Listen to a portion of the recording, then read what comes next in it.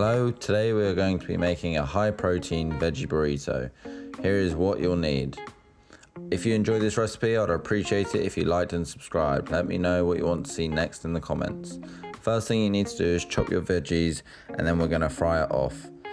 With this recipe, it's super flexible. You can pretty much substitute anything you want and it will still work. When you're chopping an onion, just make sure you're on a flat base. You don't have to go as fast as I do here. Take your time, make sure you're safe. We just want to roughly chop this onion. It doesn't matter how thin or how thick, it's up to you. If you want it a bit more chunky or thinner, it's up to you. We're gonna fry it off, so it's all gonna lose its integrity anyway. So just chopping the pepper now. I like to just take off the edge so you don't get the white bits, which are a bit bitter. And then any seeds that are remaining, we can just de-seed like this. And then we're gonna chop this into thin slices. So it's similar size to the onion, so when we fry it off, it's all the similar texture. The protein in these burritos mainly come from the black beans that we're gonna add later. They're very high in fiber as well, which is great. And we can just get them from a tin. They're super cheap. You can get a tin of black beans for about 30p if you wanna go for the really cheap option. So we're just gonna get our frying pan out. We're gonna fry these off. I like to use chili oil. You can use sunflower oil, quite a high heat. I've put it on 7 out of 9. Some chili oil because I like it a little bit spicier. And you just fry that off, medium-high heat. Let that get hot and then you're gonna add in your black beans before the onion and pepper. Oops, obviously dropped in the lid. Let's just take that out. Let that fry off for about 3 or 4 minutes.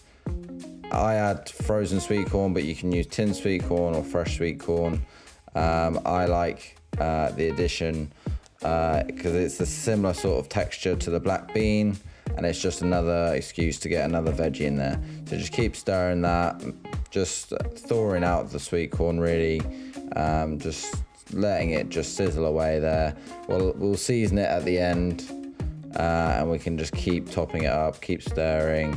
And now we're gonna preheat our oven to 200 degrees fan, 180 degrees otherwise. And then I like to use this lazy chopped garlic and chopped chilies.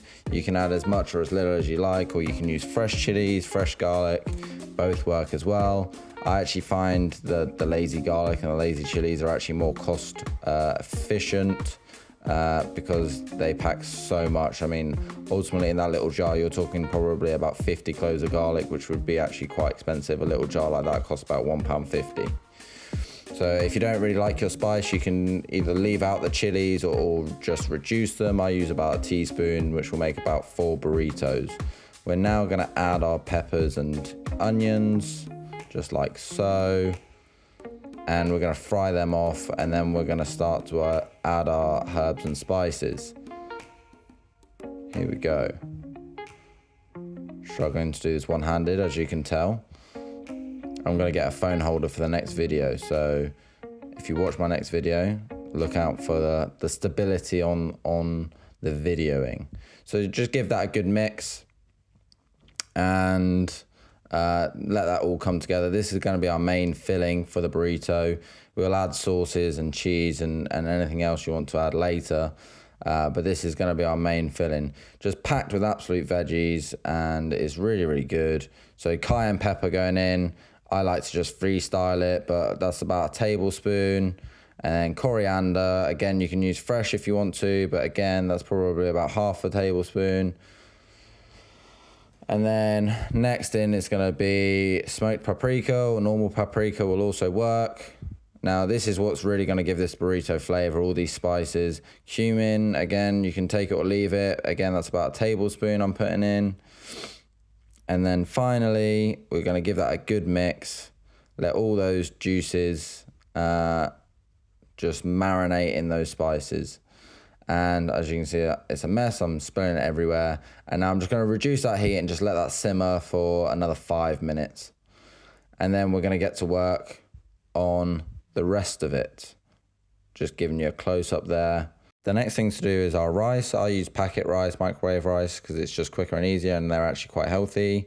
So I like to put my wraps on tin foil because it makes it easier to wrap it up at the end and it keeps all the juices in. I use Peronaise mayonnaise, but you can use lots of different things. You can use guacamole, salsa. My partner likes to use hot sauce. It's whatever sauce really takes your fancy. You can experiment here. Let me know how it goes. Hot sauce. That's way too hot for me. No, thank you.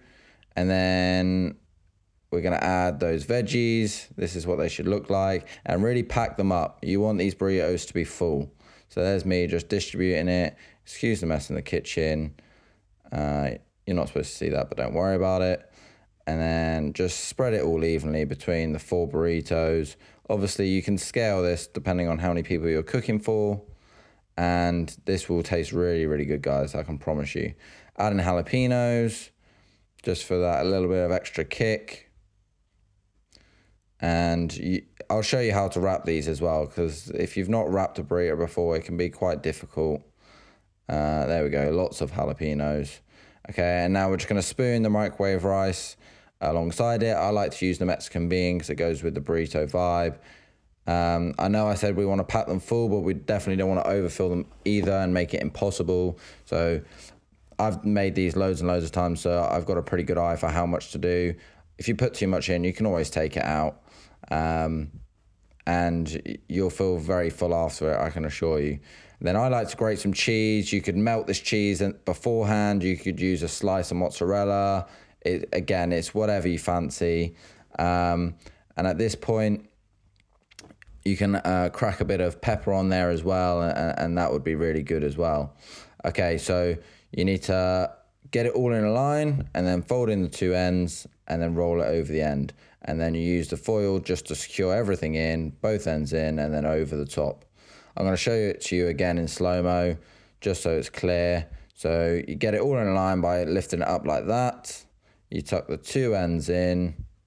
You go everything over the top, tuck it in, squeeze it in, press it over the top.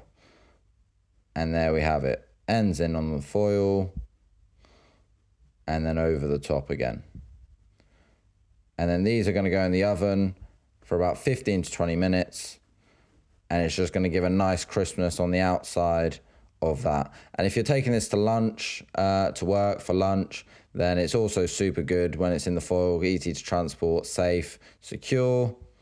And now here's the money shot, opening it up. This is what it looks like. Lovely, healthy, high protein. So one of these burritos has about 15 grams of protein. If you enjoyed this video, guys, please like and subscribe, share it with a friend, and let me know how it goes when you try it out. Thanks for watching. Till next time, bye.